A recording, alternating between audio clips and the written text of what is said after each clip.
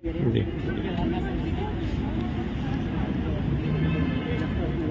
اللہ والصلاة والسلام علی رسول اللہ۔ اس وقت ہم لوگ ایک وسیع عریض میدان کے اوپر کے حصے میں موجود ہے اور ہمارے سامنے تین بڑی عظیم الشان شاہی قسم کی عمارتیں ہیں، ایک دائیں طرف ہے، ایک سامنے ہے اور ایک بائیں طرف ہے۔ کہا جاتا ہے کہ یہ جگہ ریگستان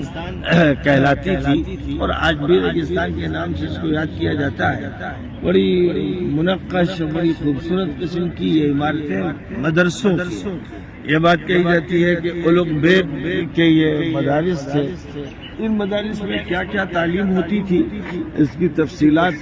کے بارے میں معلومات صحیح طور پر فراہم نہیں ہوتی ہیں، لیکن بہرحال ان کے دروازوں پر قرآن پاک کی آیات لکھی ہوئی ہیں، احادیث لکھی ہوئی ہیں اور اندر چوکور سا بہت بڑا حصہ ہے اور فوارے وغیرہ موجود ہیں، اور جو انتظامات ہیں ان کو دیکھ کر اس وقت جب ہم لوگ 1993 میں امام بخاری کی کانفرنس میں آئے تھے تو حضرت شیخ عبد الفتاح ابو غدہ رحمۃ اللہ علیہ فرمانے لگے کہ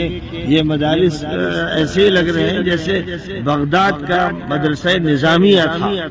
اور بغداد کے مدرسہ نظامیہ میں جو تعلیم کا نظام تھا وہ نظام غالباً یہاں پر قائم تھا۔ یہ حضرت شیخ عبد الفتاح ابو غدہ کی رائے تھی۔ بہرحال یہ عمارتیں اتنی عظیم الشان ہے کہ یہاں ایک زبردست اسلامک یونیورسٹی قائم ہو سکتی اور ایک ایسی یونیورسٹی جس میں مختلف قسم کے کالجز بن سکتے ہیں۔ جگہ اتنی وسیع و عریض ہے اور اتنے اس میں کمرے موجود ہیں اور ایسے پرشکوہ قسم کے گیٹ بنائے گئے ہیں اور گنبد ہے، تو اس سے یہ اندازہ ہوتا ہے کہ اس دور میں مدارس کے سلسلے میں جو اہتمام تھا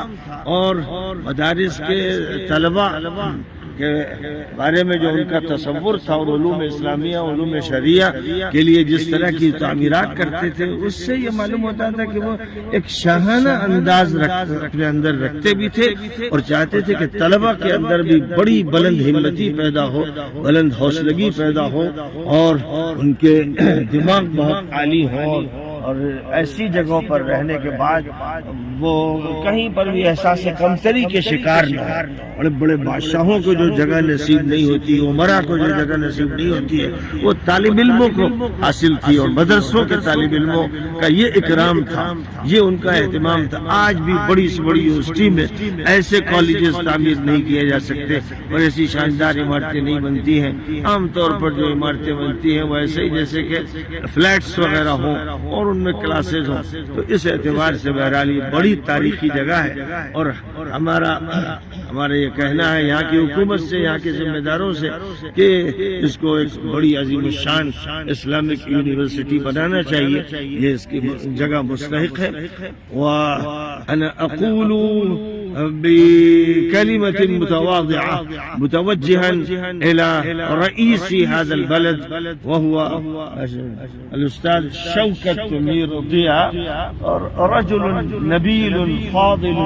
كريم تبنى مشاريع عظيمة عملاقة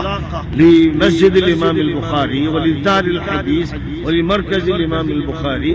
وكذلك للإمام الترمذي وللإمام الدارمي وللأئمة الآخرين، وهذا المكان من أفخم الأماكن وأعظمها وأجلها وأجملها. نحتاج أن نرى هنا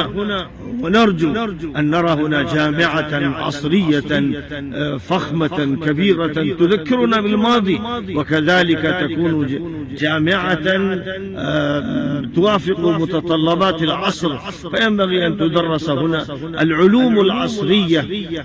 علوم الأرض وعلوم الفضاء وعلوم البحار وعلوم المعادن وعلوم النجوم والمجرات وكل العلوم التي هي حديثة، وأن تكون هنالك الآيات القرآنية هي التي تكون مثل القبة، هي التي تكون على الرأس وتدخل في القلب وتدخل في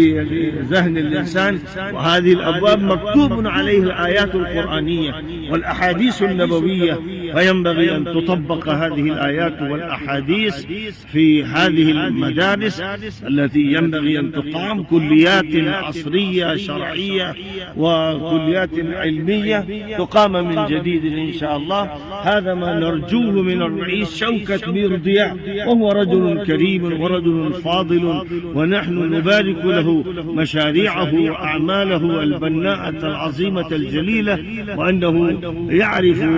طبيعة هذا الشعب المسلم الذي ورث السجايا الكريمة، والشعب الذي لا شك أنه